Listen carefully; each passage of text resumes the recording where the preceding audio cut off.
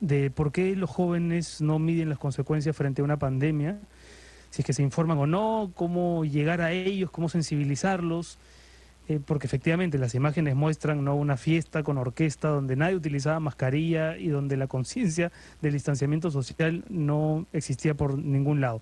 Vamos a conversar con Raúl Castro, que es antropólogo, decano de Comunicación y Publicidad de la Universidad Científica del Sur, que ha trabajado durante muchos años el tema de los jóvenes, el tema de las barras, y creo que nos va a ayudar mucho a entender esta duda que ahora mismo se la trasladamos. ¿Cómo estás, Raúl? Bienvenido a Conexión, gracias por estar con nosotros. Buenas noches, Renato, buenas noches, Mabel, y buenas noches a todas las personas que nos escuchan. ¿Te has formado tú ya una opinión? ¿Tienes una explicación de lo que puede haber ocurrido a raíz de la información que ha estado circulando desde ayer, Raúl? Sí, bueno, lamentablemente estamos expuestos a muchísima información y por lo tanto podemos tener algunas conclusiones, ¿no? La primera, sobre la cual ustedes y muchas informaciones ya han abundado, es la larga cadena de negligencias que ha habido, principalmente la posibilidad de que estas personas, este local, esté operando de una forma bastante abierta, sin ninguna fiscalización de ningún lado, desde meses atrás.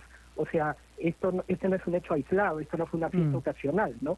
Sistémicamente, este local venía funcionando y hay unos videos ahí en la red, se pueden encontrar, de gente que se divierte en similares circunstancias en este sitio, ¿no? Entonces, hay una nula fiscalización tanto de los gobiernos locales como de la policía y propiamente los propios vecinos que están ahí, que parecieran que hasta este momento no hubo motivo para denunciarlo, ¿no? De acuerdo, Raúl, Ahora, pero hay también, más allá de esta sucesión de negligencias, hay también una narrativa respecto al virus que probablemente ha impactado mucho en los jóvenes, no solamente aquí en Perú, sino en todo el mundo, ¿no? Porque lo primero que supimos del virus era que no afectaba a los jóvenes, que afectaba a adultos mayores, que afectaba a aquellas personas que tenían preexistencias, ¿no?, enfermedades crónicas. ¿Es quizá esa narrativa desde un inicio la que hace pensar a los jóvenes que son invencibles, que a ellos no les va a pasar nada? ¿Se debe modificar de alguna manera el mensaje que llega hacia ellos? correcto. Lo que estamos viendo, no solo en el Perú, no solo en Lima, en los distritos populares, en Lima, en todo nivel, y en ciudades inmensas como Nueva York, Berlín o Madrid, es que estamos siendo, estamos viendo el surgimiento de un fenómeno que se conoce como la infoxicación, ¿no? ¿Qué cosa es la infoxicación? Es decir, que mientras más joven es la persona, más se informa a través de redes sociales de informaciones que no necesariamente, o más bien, no se basan en información sustentada, ¿no? Entonces, el conocimiento sobre la realidad, las pautas de comportamiento, sus convicciones, certezas, se forman sobre lo que popularmente se conoce como fake news o noticias falsas o informaciones no comprobadas, y entonces se produce este fenómeno de la infoxicación, ¿no? Repito, no es un fenómeno peruano. Sabemos que, por ejemplo, hemos visto las marchas masivas en Alemania, Sí. cómo protestan contra el confinamiento, y hay unos estudios muy interesantes de King's College, por ejemplo, en Inglaterra, sobre el grado de no creencia de que el COVID-19 tiene bases científicas, ¿no? El 56% de los ingleses, según un estudio de hace un par de meses del King's College, sostenía de que no hay evidencia sólida de que el COVID-19 tiene fundamento, ¿no? Eso quiere decir, concluye el estudio de King's College, de que estas personas que están expuestas a la infoxicación, es decir, que se enteran de las cosas a través de redes sociales sin verificación, son las más propensas a, digamos, no cumplir o más bien contradecir las normas sanitarias y políticas y sociales. Interesante, interesante. Y a ese perfil, digamos, global, ¿no?, de un joven que está intoxicándose con esta mala información por redes, ¿qué matices le añadirías, Raúl, para entender, tú lo decías, ¿no? En los barrios populares no necesariamente existe el mismo concepto de autoridad, la relación con la policía suele ser distinta, hay un comportamiento también que que puede ser tradicionalmente de desconocimiento de las reglas, qué sé yo. Te voy a pedir una pausa y al regreso vamos a conversar contigo para que nos ayudes a entender un poco más lo que ha sucedido en Los Olivos. Volvemos después de la pausa aquí en Conexión. Mientras que 638 quedaron detenidas solo en el primer domingo de inmovilización social obligatoria, según el Ministerio del Interior. En Chiclayo ya van 4.000 infractores en agosto y el último fin de semana, la policía intervino en una fiesta con 40 personas, 16 de ellas menores de edad, según el jefe de la segunda macrorregión policial, general Luis Vera Llerena. Era un hospedaje que en el tercer piso tenía una discoteca, en una calle de José Leonardo Ortiz, ahí donde se encontró las 40 personas. Han estado libando licor, se han encontrado con las botellas de cerveza, en su mayoría todos sin mascarillas, 16 menores de ellos, entre mujeres y hombres. A pesar que las multas aprobadas por el gobierno van de los 86 hasta los 430 soles, hay quienes no hacen caso. En Piura, la policía intervino una fiesta semáforo en el distrito 26 de octubre con, al menos, una decena de menores. El subgerente de Seguridad Ciudadana, comandante en retiro, Jack de Negri, dio estos detalles. Cuando se hizo la intervención, hubo personas que huyeron por los techos de las casas aledañas. Es decir, que las personas, cuando son intervenidas, por lo general, intentan huir, tratan que la policía no los detenga o que Serenazgo no los lleve a la comisaría. Para el especialista en gestión municipal Julio Castiglioni, las municipalidades tienen la responsabilidad de fiscalizar este tipo de eventos. El alcalde es un líder, y como líder puede presionar a sus funcionarios, obligar a sus funcionarios, combinar a sus funcionarios. Pasa que hay mucho relajamiento de parte de las autoridades municipales. O sea, les gusta la parte protocolar, pero no les gusta estar metidos en la cancha. La policía informó que en Juliaca fueron sorprendidas 28 personas con cajas de cerveza en un local con fachada de restaurante. En Junín, más de 100 locales, entre discotecas y bares, han sido intervenidos en lo que va de agosto y así podemos seguir contando. Hay mucho por mejorar. Muy bien, ahí teníamos el informe, seguimos conversando con Raúl Castro. Raúl, ¿cómo hacemos para lidiar con esta indiferencia, las multas, con esta falta de liderazgo local de las autoridades y con esta relación de rivalidad entre los jóvenes y las autoridades policiales?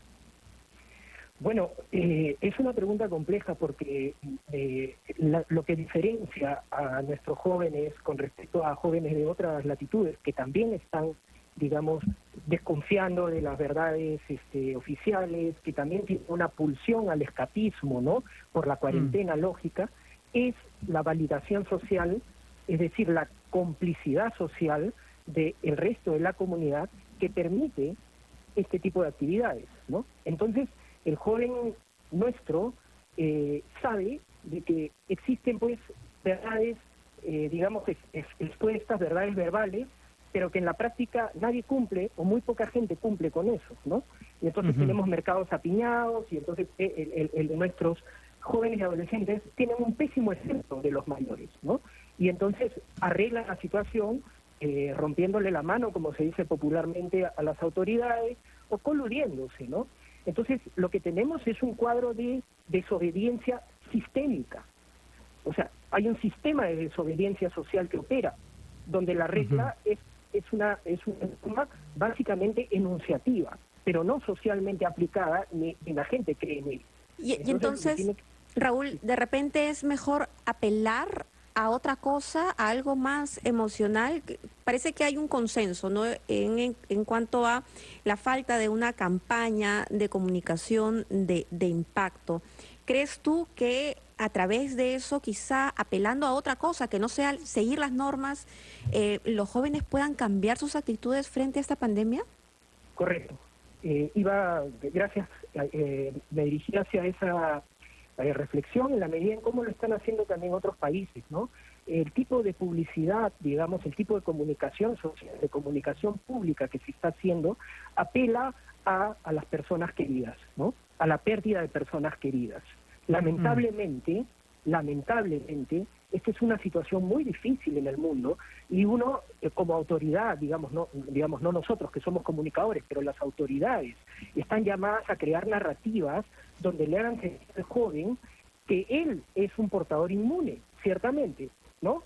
Pero no, él sí contagia, y contagia a las personas mayores. Y quienes van a pagar los platos rotos son las personas mayores y los más bebitos y los más chiquitos. Entonces, ese tipo de mensaje tiene que estar bien claro. La comunicación pública en España, en Italia, ha sido así. En Italia. Ahora, ¿quién articula ese mensaje? ¿Quién se convierte en vocero, en un vocero válido de ese mensaje, Raúl? Porque evidentemente si sale el alcalde no le van a creer. De pronto, no sé, los propios artistas a los que sí hacen caso, porque por ejemplo estas fiestas son convocadas a veces por orquestas, por artistas, no sé, comprometer más a esos personajes que tienen una mayor visibilidad ante ellos y cuentan con su lealtad de alguna forma para que sean los que articulen ese mensaje, ¿o no? ¿Tú crees que va por otro lado? Sí, estoy de acuerdo en el que aquí tenemos que emplear el campo de los influencers, ¿no? De los influencers cercanos a los jóvenes. Tenemos que emplear las redes sociales, tienen que ser virales, tienen que ser, tenemos que usar los mismos caminos y procedimientos que siguen los jóvenes cuando se enteran de las cosas, ¿no? Y el canal principal es el WhatsApp, ¿no? Los jóvenes, esto tiene que ser capaz de ser transmitido por el WhatsApp, no también por televisión, por supuesto, también por Facebook, pero sobre todo por aquello que te manda tu amigo del alma, que te manda tu primo, tu hermano, ¿no? Aquellos que te mandan todos estos chistes, estos memes. Tendría que haber una campaña vía memes de todo esto, con un grado de narración o de capacidad narrativa suficiente como para que la gente se resienta. Ojo que en esta campaña tiene que haber un segundo nivel de campaña dirigido a las autoridades, ¿no? Porque aquí no se puede dejar de lado de que hay responsabilidades y que las autoridades, en otros países lo que funciona es el monitoreo social. En otros contextos eso funciona, en nuestro país no funciona. Pero, ¿no? pero también hay un asunto de confianza con las autoridades y de transparencia, ¿no? Es decir, si tenemos a una autoridad que nos dice, estamos yendo bien, cuando en realidad estamos yendo mal, pues tampoco es que va a haber una reacción positiva de parte de la población. Sí, mira, son ya niveles diferentes, es verdad lo que dices, ¿no? En el sentido de que eso es parte de todo el descrédito, ¿no? De definitivamente los enunciados del gobierno y de las instituciones, no solamente del gobierno peruano, de la Organización Mundial de la Salud, están desacreditados, ¿no? O sea, lamentablemente la infoxicación ha producido que tú no creas en esas verdades oficiales y que sientas, ¿no? Que todo tiene una conspiración detrás, ¿no? Acabo de mencionar cifras. La mitad de la población en Europa cree que hay manos negras en todo esto y que son mecanismos de poderes que están maniatando el comportamiento de la gente. Entonces, lamentablemente hay que jugar con eso, en el sentido de que se tiene que hacer lo más emocional y humanamente posible la construcción de mensajes. Para que totalmente de acuerdo. Lo que se vea es que en realidad lo que está en juego es tu propia familia. Así es. Por tanto, no tu integridad, porque tú seguramente joven entre los 14 y los 40 o 50 años tienes mayor inmunidad, pero los que están fuera de ese rango son los que seguramente van a seguir siendo afectados, ¿no? Así es, y ese mensaje no ha sido todavía volcado con toda la contundencia que uno quisiera. Raúl, muchísimas gracias por estar con nosotros estos minutos aquí en el programa.